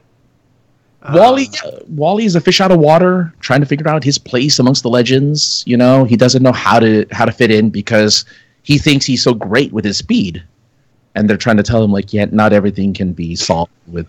You're not really that great. Well, actually, compared to the rest of those idiots, I think he is great. Oh yeah, I think I like Wally. Wally knows what he's doing. They just don't. Again, he's like Martian Manhunter. They like to kind of not, throw him to the side. You're going to be a little disappointed because they play him down a little bit. Of course they do. Yeah, they dumb him down. They didn't do every character. He could be the new mechanic, right? Because I forgot he does have mechanical skills. I forgot. That's how he was doing that when they first brought him onto the show on Flash. But yeah, he's not. I wouldn't say he's dumbed down, but he's so excited to be a part of a group again that he makes mistakes, and he's not necessarily thinking like as a part of a team. So that's why I know. Sorry, I won't get into it. Carrie in the chat says, I absolutely love Legends. It's fantastically absurd and geek-tastic. And then he says, the Zari Groundhog Day up has been some of the best DC TV, period. That was one that was a little too far behind for me to mention because I think that was like 4 episodes back. 4 or 5 episodes. No, we didn't cover it. So it must have been because they came back right after we stopped doing the show a week later. So it probably was that episode. Let me see. I think it was the episode after the Constantine episode. It was. It's 4 episodes ago. So it was Here I Go Again, which is... So Zari has a thing where don't tell me the whole thing, but she's reliving the day, kind of? Yeah, she relives the day, and it's an excellent episode. All right, I'll go watch that one. Awesome. So I like that concept. But really, Zari's cool. Oh, it's great. Oh yeah. You'll love it. And really, I guess the plot right now is they're trying to find the totems that will be used to defeat Mollis. But in the process, of course, the head of the bureau, the Time Bureau, dies, and so what's her face? Does Ava take over? Ava takes over. Have Ava and Sarah yet have had the sexy time? Oh, they've had plenty of the sexy time. Oh, really? Wow. They have a full-on relationship for the last 3 episodes. Yeah. That didn't take long. I didn't think it was going to. And it's entertaining because of like their positions in Time Bureau as legends. What? Their sexual positions? That's Their sex is entertaining. The positions. Right. Their dialogue during it, it's very, very amusing. The props. The relationship. I mean, their characters positioned as characters, not as in their. Anyway, yeah. It's good. It's good. It's again. It's super funny. I can't wait to watch it.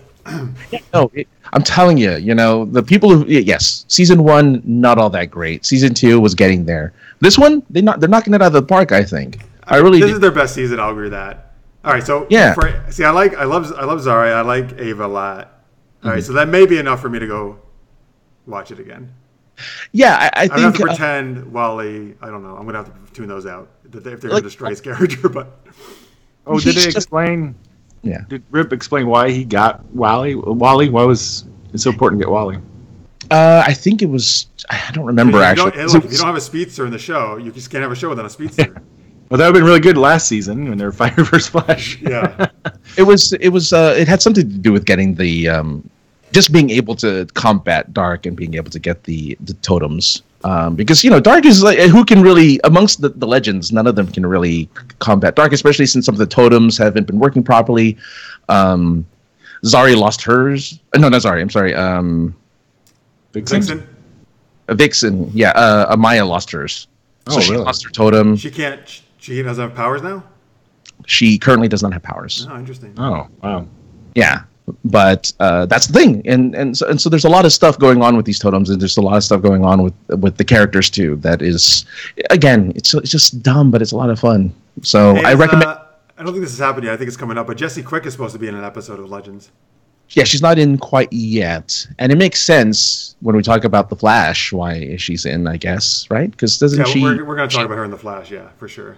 She has some incident in the Flash, so yeah, so she'll be in it. I haven't seen it yet. Yeah, you're right. It hasn't come up yet, but otherwise, in the chat, Lister's Mate says the Groundhog Day episode was the best. It brought in the season's most underrated character, Gary. Oh, God. Gary's the guy with the glasses from the Time Bureau, right? Oh yeah. I like Gary. That's a little bit Gary too. Two of that episode, but yeah, that's fine. They should do a whole show on Gary. I'm just kidding, not that far, but. But Gary's great. Yeah, he's a great foil for the characters. But yeah, I mean, 3.75 for the whole season. Wow. Again, you're right.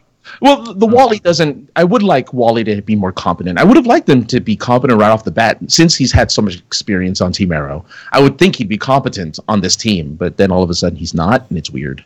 Just it's not. Always like when a new character joins a show like this, it seems kind of always the thing they do, right? They always kind of like make that character like, oh, it's got to be the fish out of water. He's got to be not good at what he's doing, or she, and that kind of bugs me, to be honest with you. Yeah. Yeah. Like if you do this long, why all of a sudden do they forget how to be a hero? Exactly. Yeah, when Wolverine joined X-Men, he was the best at what he does. So he's always been right. Exactly. But yeah, I mean that's really the only hiccup to what is really just every episode is funny and just entertaining. So yeah, they found a good balance between the action and the humor this season. I think it's like good comedy. Yeah, I want to say that the action has a little bit toned down in the sense of more adventure and less fighty. A lot more. Good. Yeah. So. They haven't had to, like, I haven't seen Sarah whip out those that her bow or her staff, yeah, in a while. So maybe we'll get back to it, but for now it's pretty good with the adventure. All right, I gotta go catch up. I just realized I might be too far behind now because I think they only put the last 5 episodes up, or 4 or 5 on CW.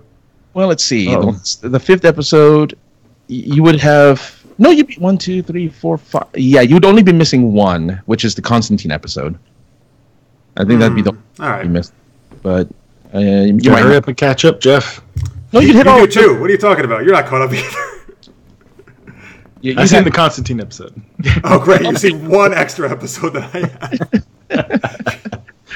It was a good episode. Constantine was a good addition to the crew. So I want him to stay. I really think he'd be great on that team. I really want him to stay. He's supposed to be back at least 1 more episode, right? Yeah, for sure. He's got 1 more episode. So hey, here's Carrie says, I don't see in what way Wally's been incompetent. He's jumped the gun a bit, but that's attributed to a new team dynamic. He's already been a better hero than all of the Flash. But they kind of play. I mean, the team plays it off as if he's incompetent. Like sorry, jealous. Yeah, maybe. Yeah, he was. I mean, he did a lot of stuff right, but at the same time, like, you can't be doing that. You're doing it wrong. They're telling him he's doing it wrong. So they really are playing it off. He should not listen to them because they don't know what they're talking about. So just do his own thing. But he did have a flaw, like with Flash, occasionally where he would just kind of rush into things too fast and stuff. So yeah, a little overly confident sometimes. Yeah. Well, I'm glad they found something for him because they could not use him in Flash anymore. He's a good addition. He's funny in this one, so he's a good addition for sure. On Twitter, Rachel Marshall looks like she's watching us live. She says, "I can never use the chat, but that's okay. You can share them on Twitter like you're doing, Rachel, and I'll share your comments there too. At Super Geeked Up, folks, if you're not in the chat." All right, and Listeners Made is saying how Gary's a great character. He's underrated. DC tends to make some great characters. They don't give them enough credit. I.e. Gary, Livewire, Grodd, HR, love interest from last season. Oh yeah, I forget her name now, but the scientist who makes the bazooka. Yeah, no, look, Gary is getting enough screen time. I think. I mean, he's often the punchline of the joke, really. Yeah. Gary. So I mean, I think he has enough screen time. But I get what you mean. The other one, sure. All right, so there, that takes care of all the Legends stuff. All the Legends, yeah. Well, at least the last episodes. Cool. All right, thank you for that recap. Mm-hmm. All right, folks. So we got one last show to talk about, and that is The Flash. Dun, dun, dun. All right. So we got there's been 3 episodes since our last episode. They were Subject 9, where Izzy is the name of the country western singer who winds up having powers, which is oh my god, I'm trying to, what the hell were her powers again? Sonic, I guess. Sonic, yeah. Music. Yeah. Oh, right, but it's tied to music. That makes sense. Sonic out of the fiddle. Yeah. She's basically a female fiddler. Yeah.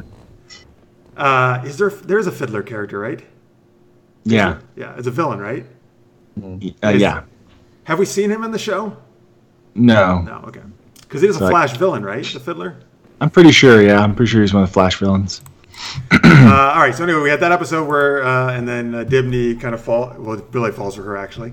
And DeVoe, unfortunately, takes over her at the end. And then we had Enter Flashtime, which I'm going to talk about that. I absolutely love this one, where they're trying to stop a nuclear bomb from going off. And basically the whole episode is pretty much with Flash and other speedsters in their sped up time, while everybody else is more or less frozen around them. And then the last one for this past week is Run, Iris, Run, where Iris gets Barry's abilities and she becomes the Flash, or her version of the Flash, anyway. They didn't really ever give her a name, actually, right? Like her own name?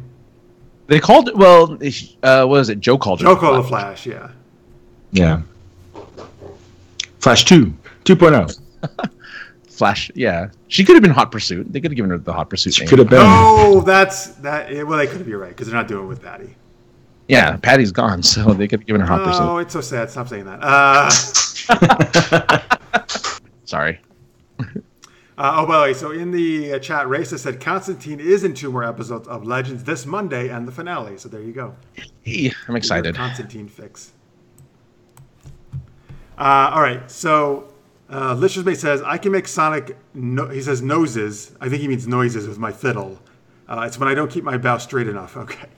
Yeah. And Carrie says, Flashtime was fantastic television. The rest, meh. To be honest, I only watch the Flash show. Crossover reps won't confuse me, and that I don't miss the start of Black Lightning. Oh, see, man, the Flash is...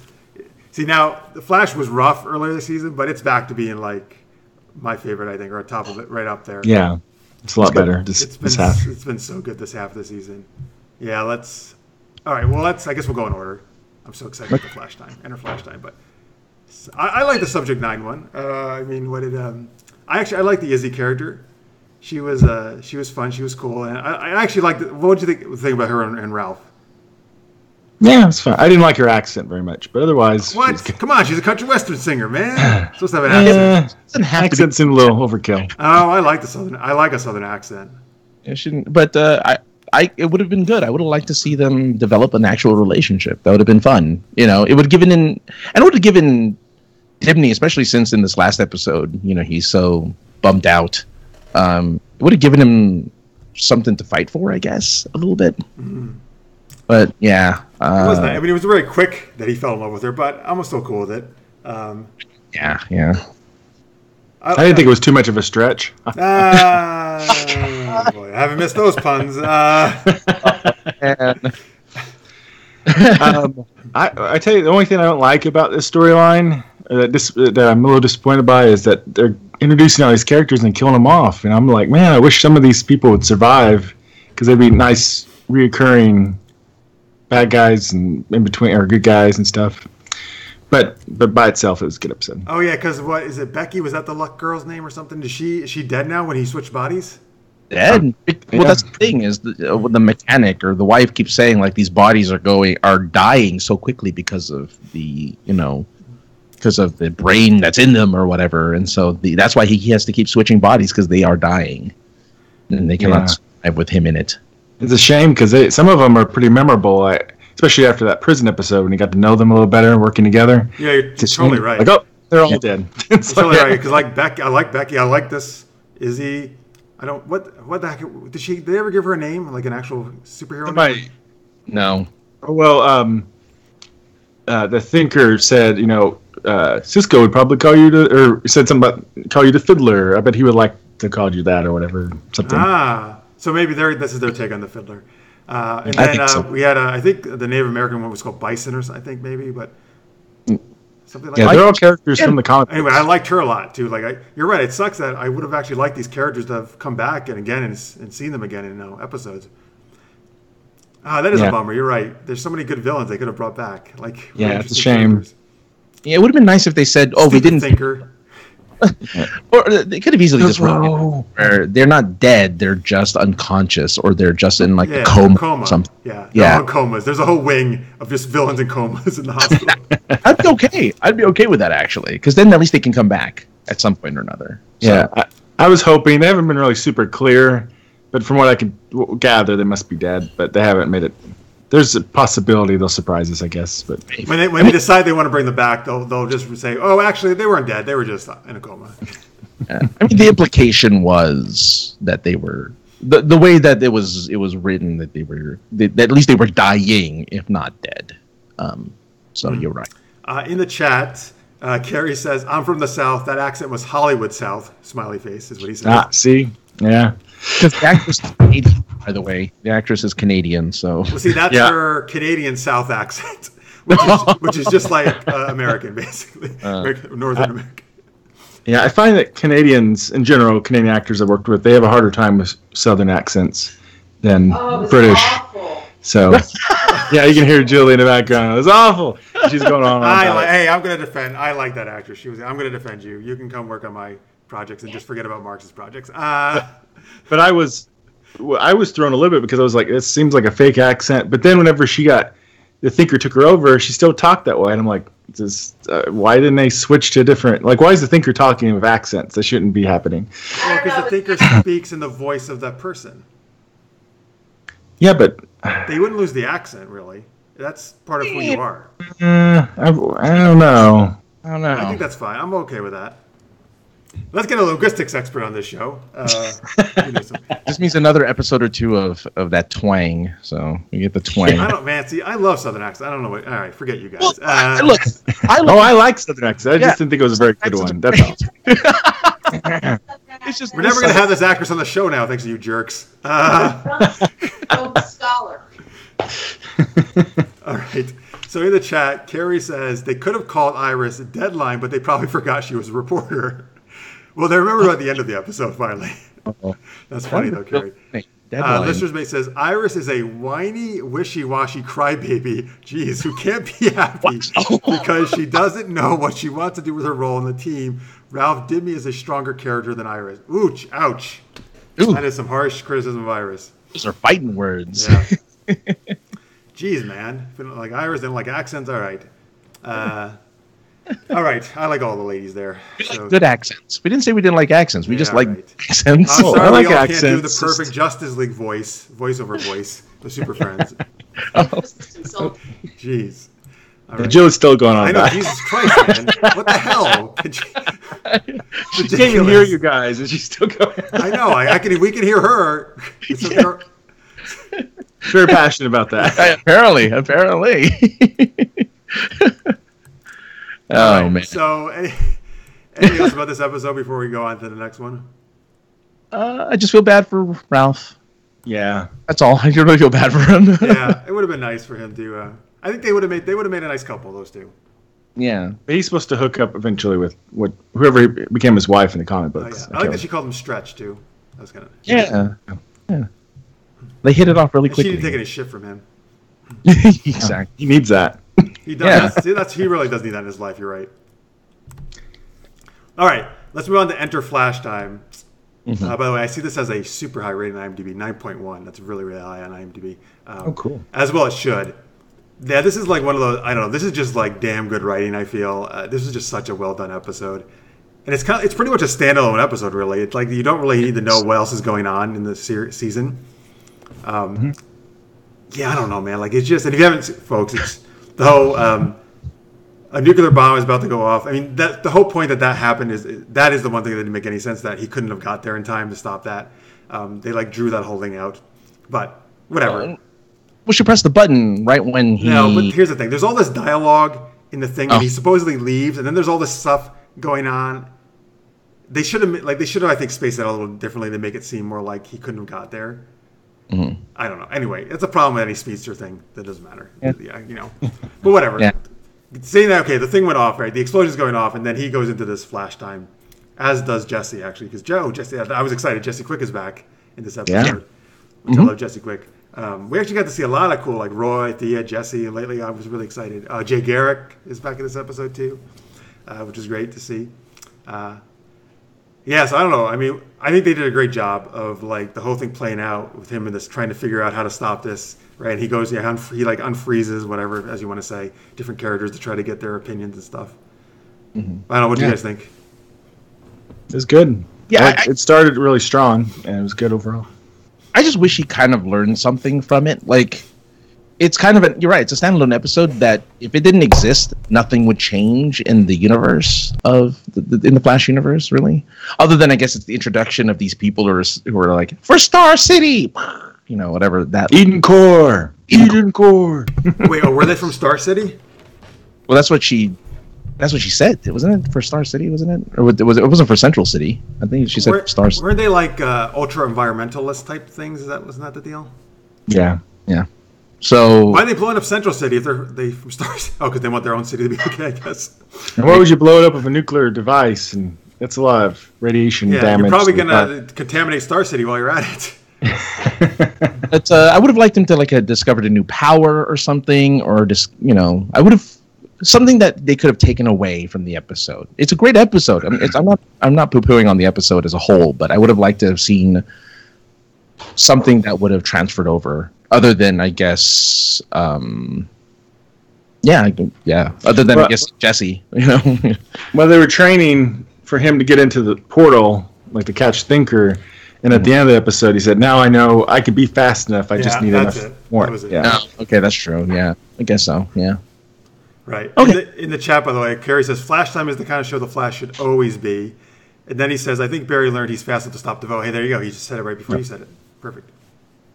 And Jay Garrick is retiring, right? That's what he said? Sounds like it. Yeah. Okay. Because he was kind of, in this episode, he wasn't up to the speed of the rest of them. He was kind of getting... I wasn't trying to make a pun, actually. Like that was an unintentional one, unlike Marx's very intentional ones. But yeah, he was getting very winded, as you could see. At first, I was like, "Wow, why is he sweating so much?" And then I was like, "Oh, okay." And he's training someone apparently, a female Flash. Oh, yes, that's right. Ooh! Maybe this will be Hot Pursuit in that Earth. It'll be that actress. Yes, Patty Smith comes back. Oh my God! Yes, brilliant. Because I don't think her show is on anymore, or she's not a part of that show anymore. So she's free. Okay. Let's make it happen. Oh, there you go. Let's make it happen. It's gonna happen. Oh my God, that's be so great. That would be good. I like that. Except you want to get there with Barry. That sucked, but still, I'll take it. Maybe she can be with that Barry on that Earth with Iris too, isn't he? Oh no, is he on Earth too? Yeah, they are. They're together, right? Last we knew. Look, I'm a little bit. Never mind. So a little bit Anthony in regards to Iris, but not really. Not as harshly. I'm not as harsh about Iris, but yeah, I still think. So Barry just said, "I wonder who retiring Jay will train." Well, there we go. Mark just gave it to you. Hot Pursuit, Patty Spivot. I wouldn't mind. That'd be good. So the Earth 3 version, I guess, of her that would be because he's from Earth 3, right? Yeah. Yeah. I'll take any version of Patty Spivot. Wow. All right. She's like my favorite character, probably still. That's particularly my she's favorite, good. like non-regular. I agree with you, Jeff. I'm with you 100%. Yeah. So Lots of people love Thea Spivot, man. I told you. She's great. All right. Let's see. Yeah. So what? I'm trying to think what else. Oh, so we also had the Jesse and Wells thing. So That was that nice. wound up being super nice. The beginning was quite forced, I feel, because I was like, where did this come from about him having to tell about her mother? Like, I don't remember them ever having this discussion before about, right? Well, he was gone like a good chunk of the season, so that must have happened during that. I don't know, but it was like, where did that come from? But I was okay with it because, again, you don't see them together very often, and then when you do, there is a little bit of that tension. So it's nice to have a kind of a face behind the tension. So I'm okay with it. I didn't like in the beginning. Jessie felt off to me because I guess she was so kind of pissed at her dad. I was like, what's going on? She felt like very unsympathetic. But by the end, like when they kind of reunited and he let her into his thoughts, like that was super poignant and really nice. And there was some really great acting done on both their parts, I think, there. Yeah. 100%. Yeah. And then wait, so how does it leave off? Is that they don't really say anything? She's just going back to Earth 2, we're assuming, right? That's kind of where it's left off with Jessie in this episode, in that episode, yeah. I think so. Yeah. I don't know if there's anything else. Okay. Well, you were saying something about how it led into her being legends. Well, I was going to say, I thought there was, but now that, again, like I didn't even remember that Thea and Roy did a thing before the end. So, I mean, like. Because you were too focused on Ava and Sarah's sex scenes, that's why. That's true. And their positions. All the positions. Yes.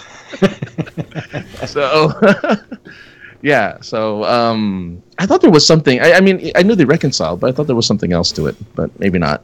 I think it just cut off on that very poignant scene, which is a good place to. I almost forgot. At the tail end of that episode, Wells is with Caitlin, and he talks about how he made up with Jesse, or they're in a good plot. And then Mystery Woman, who I love, comes in, who possibly is the granddaughter or something, great granddaughter, right? Of Barry. Oh, right. At Jitters, yeah. Do we know her name yet? Does she have a name? That character? Officially, I don't think they've said yet. No. But she pretends like bump into him and spill stuff, right? And I just love that character. She's so just ridiculously exuberant and fun. I just enjoy her so much. In the credits, she's called Mystery Girl.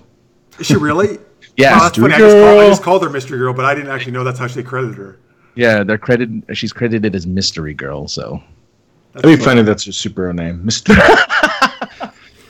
That would be great. I've loved every moment she's on the screen. I think she's just so much fun, and I'm very curious because obviously she's doing all this on purpose, and she's. Well, they've been teasing her for a long time. She's been popping up for I think it's a lot of only actually her episodes. third appearance, believe it or not. That's the only thing I can remember. But Wedding, this, and then there was one other time in the Jitters. Well, when With Cisco, Ralph. when Ralph and Cisco, and she was going to pay for their stuff. Yeah, that's right. Yeah. I thought she's already talked to Barry and Iris, hasn't she? She hasn't yet. At the wedding. She was one of the waiters. Okay. Servers. Yeah, I'm curious to see how this plays out. Oh, wait, you think she's from the future? Is that the deal, right? Yeah. Well, they're hinting that she's related to somebody in the team. And Iris. So yeah. Yeah, I'm sure it ties in to whatever the Thinker's going to do. Go ahead. I was going to say, I hope she isn't I hope she's the thing that the Thinker didn't expect. Yeah. I hope she's part of the thing that stops the Thinker, that she's the key. Yeah, I hope so. Yeah. All right. Oh, by the way, so speaking of thinking stuff, so I mean, it kind of gets. I guess he starts a little bit in this episode, but it's more in the Run Iris Run, where where Wells gets his own thinking cap, or as he calls it, intelligence booster, I think, or something, right?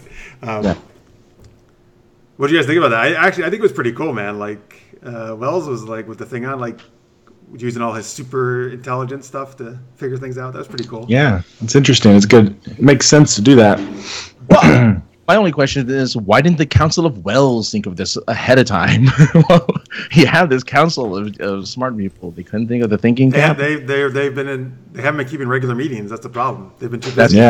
Council of Wells hasn't been getting together, but I like it. I think it's great, and those names mean nothing to me, But hey, I'm glad we have names to the last two or whatever. Oh, the last two boss metas, yeah. Yeah.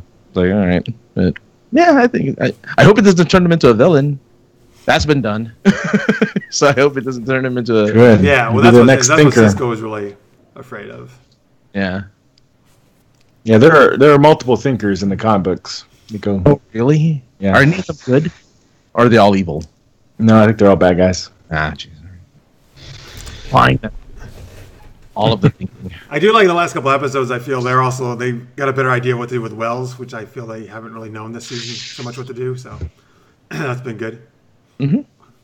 Yeah, he's been super inventive. And he's been useful. So it's nice. It's nice to see. In the chat, Carrie says Wells with thinking cap is dangerous. Cisco is right to be wary. Well, it hasn't been destroyed yet. It was only his first model that blew up and started bursting into flames, right? That was the other one he used effectively to help Iris with the tidal wave thing. All right. Oh, and then he got the names at the end. He used it to get the two names. Oh, I think. Oh, because he was pushing it, and maybe it overloaded at the very end. But he said it doesn't matter because I got the names now. Oh yeah, I think so. Yeah. Okay. Cool. I thought he was going to be like, it doesn't matter because I've been changed forever. And I will now conquer the world. The best way to beat the Thinker is by taking over the world before he does. Hey, that would be super genius to think that, right? I'm going to shape the world better than he will. Yeah. I don't want Harry to be a villain. He's already been a villain. Well, I don't want to be a villain either. No, I think he's going to him. All right, what other... All right, well, I guess we'll talk about... so obviously, Anthony in the chat is not a fan of Iris in this episode. Now, see, I am... she's not my favorite by any means. I've kind of come around more to her. I think she's been better this season, actually. I think she's been a little bit better with what... I really like her getting back to the reporting thing, which is I don't know why they ever really dropped that. Mm-hmm. That was good. I don't know why she listened to Ralph at all. When he's the most idiot one of all this episode, I feel. But well, I think he just pointed out what she was already. I mean, they implied that he pointed out what she was already thinking. Yeah, that's true. So I wasn't too mad about that. Yeah, look, my take on Iris is I really I get why she's there. I get why she's the quote unquote leader of the team, despite not really having the skill set to be a leader of that team. I get it. She's the only non-meta who can be at one place and not have to, she has no powers to use. She doesn't have to be in the field. So I kind of get why they put her there. But I don't know. I feel that Iris is still kind of a forced character to be there. I still think they force her to be this person who, in all honesty, nothing in the series makes sense for her to be this person who is knowledgeable enough to be the leader of this crew. It just doesn't make sense to me. She doesn't have computer skills. She doesn't have any scientific skills to make suggestions. Yeah. And yet she's able to think of these, Cisco do this, Caitlin do that. It's like, how would you know? You have no reason to know any of that information. It doesn't make sense. Yeah, I mean, part of it now is she's been doing it a little while, so she's kind of getting experience, I think is what they're going for. But I guess. I'm with you. She's the in the beginning of the season, it made no sense why she was the leader. Mm-hmm. She's always been the most underdeveloped of all the main characters, which has always been my problem. Why it's she's there because they say traditionally she and Barry get married. It's Iris and Barry. And by the way, people again, I put this question up once about who's your favorite couple, I think, or something like that, and people went crazy over Barry and Iris. That was by far on Twitter, people are in love with their relationship. And I will say, it's a really sweet relationship. It's really nice. Yeah. And I've grown more accustomed liking it, even though I really wanted to be with Patty. But but it's a really sweet. They're a really good couple together, and she always has. They have each other back, which I really like. So I want to really like Iris, but you're right. They just I don't know. They don't have anything really great for her like they do the other characters. And I don't know. In Arrow, they realized that I guess with the original Black Canary, right? Like Arrow should wind up with Black Canary traditionally, right, in the comics. Right. But I think they realized that character wasn't really working. They had the same problem with Laurel over there at first, so they didn't do that, which is good. They got rid of her, and now that she's better as Black Siren. So we just now they're gonna hook up. We need an evil Iris, I guess. What was it? What kind of hookup? So now they'll hook up. Oh yeah. Oh no, man. The Olicity fans would go berserk. Oh no, kidding. I don't think Black Siren would be good for him. No. Olicity is canon now, so you can't. Well, and it's actually working really well, I think, now. So. Yeah, I mean, I guess for the sake of the relationship, Iris being there makes sense, but I don't know. There should be more than that, obviously, for her character. Yeah. Well, they did. They first did this with the whole Flashpoint, and you saw her working with her brother as like the strategic person and stuff. Ever since then, I think the writers fell in love with that idea, and they worked it into the season. What idea? But, with her being like the strategic leader, because in Flashpoint she was working with Wally, and she would be the leader of that, the brains of the Speed. So, and then some reason they decided to do that with the real Flash world. And plus, she would have no other purpose on the team otherwise. Like, she would just be standing around doing nothing if they didn't give her the position of leader. Right. So that's why I'm totally kind of cool with the fact that she's the leader, because in all honesty, I couldn't imagine her doing anything else on the team. She was just twiddling her thumbs, hoping that everyone was okay. In the chat, Carrie says she should be an investigative reporter providing insight for the team. That would work. Yeah. I think the reporter thing was better. Listeners May says she's too forced. She constantly complains and whines because she's not taken seriously enough, and she doesn't take herself seriously enough. She's too dependent on all the other characters. Yeah, he really does not like Iris. That was the case in this episode, but not in previous ones. In previous ones, everyone took her seriously, and she took herself seriously. It's really just this one she doubts herself. But you kind of have Dibney doing the investigative stuff. Like, you actually have, he's a private eye, right? Yeah, so he should be. They don't really have him doing too much of that, unfortunately, but he should. Not a whole lot. Carrie, by the way, says, by far the best DC TV relationship is Ava Lance. By the way, when I first read that, I almost thought it said Avalanche, so I'm going to call that relationship Avalanche from now on. Avalanche. Yeah, why not? See, well, I'm excited to see Ava and Sarah, actually. Mm-hmm. Yeah, that's a great pairing. Yeah, that's a great pairing. There's nothing's going to touch, my God, Maggie and, help me out.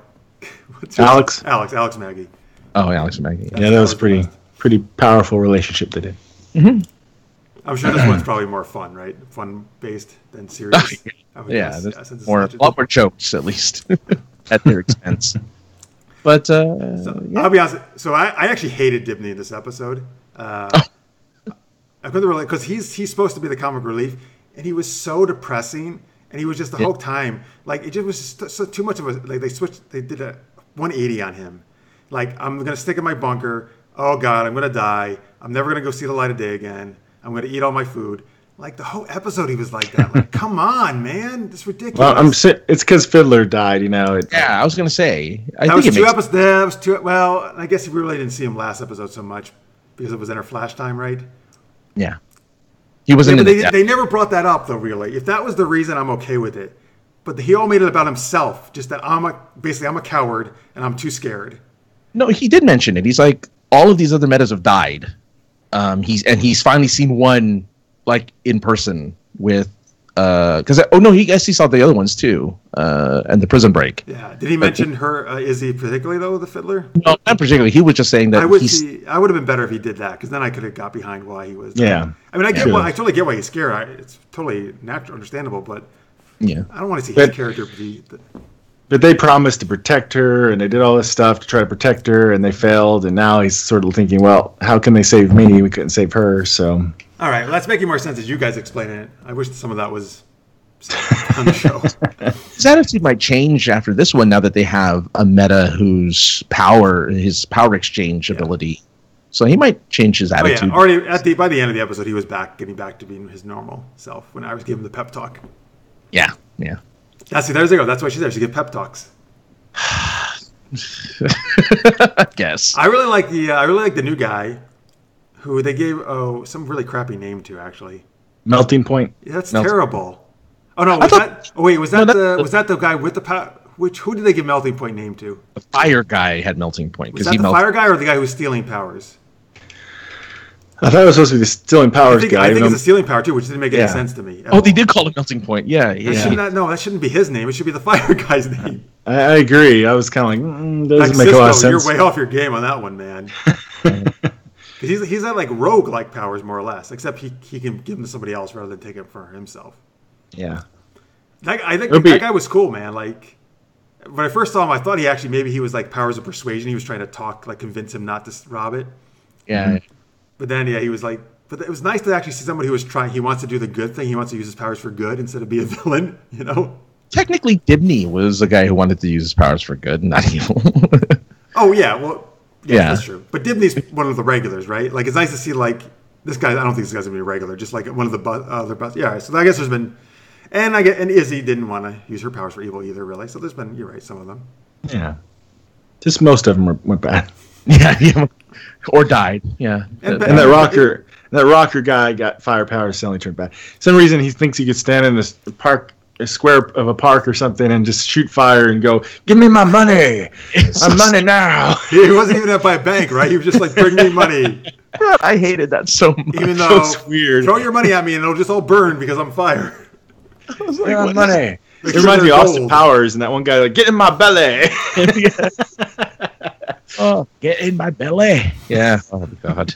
Fat bastard. Ugh. Yeah. So anyway. What would you name Melting Point instead of Melting Point then? What would you give? What would his... Oh, that's a good question. In the chat, tell us what the guy who can siphon. That's it. I just named it. Ooh, wow, you just got it. That's right. Dude, I'm the new Cisco with the name. Cisco, move over. Oh, man. Like it. I'd call him Sweener. Swinger? Is that what you said? Yeah, Sweener. Wait, a swinger? Like somebody who sleeps with different people? Or Yeah, it's sort of like that. His powers. What? He's not sleeping around, though. That's terrible. That's worse. I am the swinger. I am the Sweener. All right. So anyway, sci might make more sense, but I like that guy though. I like that he's actually sticking around a little bit. That they didn't just yeah. He probably won't die until next episode. Stop it. You're not wrong. DeVoe will probably take him. See, but that's the thing. He could stop DeVoe. That's the thing, man. He could actually stop him. But it's probably going to be too easy. So you're right. Something's going to happen where it's not going to work. Yeah. I don't know. We'll see. Oh, the next episode is the one where Kevin Smith and Jason Mewes are actually characters in the show. Oh, really? Are they really? Yeah, they'll be Jason Mewes has already been in it once. Was he really? I don't remember that. It was just a quick. He was like at this. He was just, I don't know, like on a date or something. He was trying to buy some food or something, and then some villain, I think, came by and robbed or something. I don't know. It was a real quick scene. He had like one or two lines. Okay. You know, actually, Kevin Smith told this story at Comic-Con a couple years ago. Mm-hmm. When they started to talk to him about starting to direct, because if you don't know, folks, he directs a few of these episodes, usually of a couple different shows like Supergirl and Flash each season. When they started talking to him about it, they were like, "Oh, and is the guy who's always with you, Jason? He needs to be in the show, right? That's part of the deal." And he was like, "Sure, okay." Like they basically just figured like he was going to have to come along with him and be in the show, so that's why they wound up giving him that role. That makes sense. Yeah, he didn't go in expecting that at all, but that's funny. Jason Mewes has actually he's the fan of all these shows, and he actually usually gets Kevin Smith into watching these shows, like because I remember they used to do a podcast and he would watch Smallville, and Smith never watched Smallville really. So Mewes is a big fan of all those shows. Yeah, and they won't let Kevin Smith direct Green Arrow. Arrow? Won't? Yeah, he's asked before, but they don't want him to direct Arrow. Why? I don't know. I think they just see him as a comedy type person. Maybe I don't know. But he's actually directed serious episodes of Supergirl before. Yeah. Yeah. I don't know, but he wrote a really good story arc of Arrow in the comic books way back when. So maybe they'll use it. Maybe you never know. But so do you know who they're playing? Well, so I guess. By the way, if they were Jay and Silent Bob, that would be the best thing ever. No, Jay is reprising his role as Humvee guy from That's it. Or That's ridiculous. he will be Humvee guy yet again in Null and Annoyed, but you do not have a name for Kevin Smith. He's just credited without a name. That's so ridiculous that they're bringing back Wow. this character, Humvee guy. It was such a throwaway character. It was just like a bit, it was a bit role. Yeah, this is probably going to be just as bit like It'll as be a well. running joke, right? All these villains he winds up running with all the villains and they steal from him or whatever. Or they ruin his dates. I still wonder if it was Kevin Smith in that prison cell with them during the episode where they got drunk. Oh, he said that he voiced. I think he said in the podcast that he was a voice in that episode. Wait, which? Well, there was a guy walking around. You only see the back of him, and he's got a big finger, and he's just kind of pacing back and forth. Oh no, he just says something in an episode. Yeah, wait. I know you. I remember you saying that, but which episode was it? You said they were in prison. Oh, it was the ladies' night out or whatever. When the guys got drunk, In the strip club. I'm the Flash, and they get put in. Oh, you thought he was one of the guys, the patrons of the strip club? In the cell, there's a guy walking back. Oh, yeah. He's got a finger, and he's got one of those big fingers like at baseball games. Yeah, you got to freeze frame it. We'll have to see. That'd be funny if it was. Yeah, that'd be great. You should be on there. All right. All right. So yeah, wait, is that the next episode he's gonna be in? Yeah, Null and Annoyed is the next episode, and he'll be in that one. Interesting title. What's the synopsis? Does it have one? No, it's asking to add a plot. So Yeah, there's I no. see it. It's not until April 10th. So that's a little bit of a ways away. Oh, so it's on hiatus now. Oh, Yeah. Good timing on doing this episode of DC. Hey, that's why we did it now. Yeah, Wow, we're we smart. planned it. Both Arrow and Flash are on hiatus. Yeah. All right. Oh, there you go. That'll kind of time out. Maybe we will do one in April then when Supergirl's also back. That'll be make sense because then all the shows will be back. Oh yeah, sure. Hey, we're smart. All right. Oh, I guess we should rate the episodes, right? All right. So Yeah. let's start with subject 9. I give it 3.5. Yeah, I give it a 3. Yeah, it was good. This was a solid episode for sure. Let's see here. What should I give this? Minus the twang. I knew you were going to bring that up. I like the twang. Maybe I'll give it bonus points for that. I'll give it. You should. Make it for you guys. I'll give it a 3.25. I think. All right. Okay. Enter Flashtime. I'm going to give this a 4.0 right off the bat. Oh, and 5 lightning bolts. That's what we're doing, folks. 4 lightning bolts. Yeah, this was just a superb episode. Marx, what do you give it? Yeah, I think. Yeah, 4. I agree. There was nothing wrong with it. It was unique, different. I love that they're willing to take these types of risks, continuing to take these types of risks. So I give it. That was great. It was great to see Jesse and Jay. Although it's a little sad that maybe that's the last time we're going to see John Wesley Shipp for a long time in the show. That's too bad. That's too bad. He should like as an actor retire. He's had a good run. What? He's not that old. Jeez. But he's got Hollywood money. He can relax. He can go on vacation and do He's stuff. got all his Flash money. I don't know if he's getting that much for the Flash. More than It's $1 million an episode, right? All right. So and then Run, Iris, Run. The most recent episode. I am torn. I give it 3.5. Oh, so you really liked it? Okay. I liked it. Okay. It was. Yeah, I think I'll give it a 3. It was solid. I'll give it a 2.75. A grudgingly 2.75. I begrudge just because I'm trying slowly to accept Iris's place in the team. We actually I never think really this is talked. where. Go ahead. I think this is where they tried to address that. Like they finally mentioned that she quit being a reporter and why. Like they never really said anything. They were just like, I guess she's not a reporter because she never goes to work anymore. And they actually addressed that, and then she set up the blog and stuff. I think it's a good pivot point for her character. Yeah. If she does a little less telling people what to do and more reporting, I'm down. That's cool.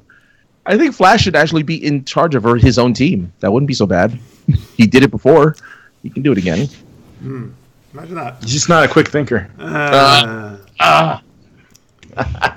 He's a super quick thinker, actually. So yeah, I do like how they got her back to the reporting, the blog stuff. I think they should. That's good. Yeah. It's funny we didn't really even talk about her as with Speed in this Super Speed. I mean, I think it worked fine. I don't really need to see more than one episode with her, so I was happy that I went back to Barry. But Purple Lightning. Yeah, I like that was interesting though. Oh yeah, it was purple. She has a different color. I like the purple though. Yeah, I think it's a classic storyline where they've had storylines like that with Superman where Lois Lane gets Superman's powers temporarily, that kind of stuff. So it's a nice classic little storyline. Freaky Friday-esque. Yeah. So well, that'd be when they switch bodies though. That'd be fun too. I like those kind of episodes. Oh yeah, those are good. Have they done that? They haven't done that, right? No. Otherwise, Legends hasn't done that yet. Oh, you're right. That's the show that should do it. Legends would do a They should have all like Buffy did a great episode of that where they all switch different bodies. Legends should have everybody just swapping all different, so that everybody's playing somebody else. That'd be great. Yeah, that'd be great. And they'd have to learn how to use their new powers. The actors would love it too. Yeah, I think so. Good. It'd be cool to see like Sarah in Ray's body, and then he goes all martial artsy and stuff and kicks butt. That'd be cool. Actually, that'd be nice to see. That'd be funny to have Mick in Sarah's body. Oh, jeez. Because he just be ridiculous. I like this body. Yeah, he'd be drinking all his beers, and she get back in, and she's like, "Oh my God, what did you do to my body? Like, what were you eating and drinking?" It's all right. Look at this. Francis is like the man of 1,000 impressions here. Right? He is. All right, so there you go, folks. That is our episode, DC Action Hour. Thanks for joining us. Hope you enjoyed it. Thank you, particularly to Carrie and Lister's Mate and Raisa and Rachel who are watching live. Really appreciate all your comments on Twitter and in the live chat. So we don't have a set schedule anymore, but I would guess we would probably do so. We're probably gonna do one sometime in April, I would guess. Sounds good to me, anyway, right? Yeah. Is April nearing finales, right? April, or is that more May? Usually May. Usually mid-May is finales. Although Supergirl will be much later because it's coming back later. You don't want to come back for the Legends finale, which will be, which is when is that one? April 9th, the Legends finale. Oh, I think we'll come back the week after that. Oh man. No, I'm teasing, folks. Legends is definitely the best season I think they've had. I agree with that this year. But I mean, well, that would also make sense because the other shows are not new yet, then, so it doesn't really make sense to come back until the week after that because nothing else is new yet. That's true. Yeah. So it makes sense to come back when all the other shows have actually come back. We can always talk about Legends. It's fine. It's, Sure. Yeah. Bring it up. Caught up. Yeah. Passing, sure. Yeah. Right there you go. I'll give some time to actually watch the episodes. Yeah. All right, cool. That's it, folks. Thank you very much for watching. Let's give some links out for Francis. You can find everything I do at sinceresarcasm.net. I have a new podcast up called Online Friend Simulator. What's that? Marx, you actually listened to the first episode, right? I did. Yeah, it's good. It's kind of more like a personal podcast covering a lot of like making friends and all sorts of like anxieties and things like that. Just kind of covering all that, kind of the wide gamut of living life. But I'm doing it through the guise of making new friends through a podcast. So Online Friend Simulator is that. But you can find everything I do at pointsofinterestpodcast.com. Oh, and at AKA the other guy. That's my Twitter handle. If you want to follow me there for some weird out of this world reason. That'd be cool. It's not weird at all. You should follow him. It's great. That's really cool. That's awesome. Congrats on the new podcast.